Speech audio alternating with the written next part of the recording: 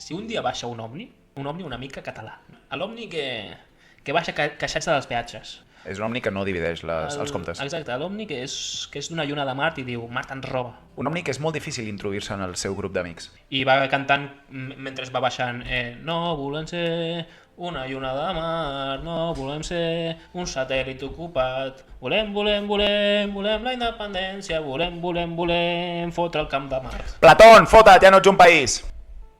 Què? Li sonen campanes i ell sap que Plutón el van treure,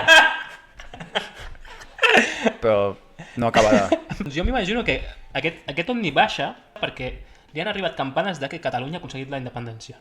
Però com que està tan lluny la lluna de Mart, li ha arribat la mitja notícia, no? Que és que Catalunya va aconseguir la independència durant 5 segons. Abans de que Puigdemont digués, ja no, baixa amb tota la il·lusió del món, i tu què li dius a aquest ovni? Jo crec que hauríem de deixar totes les diferències del nostre país i ens hauríem de disfressar tots de la CUP i dir que hem aconseguit la independència fins que se'n vagi.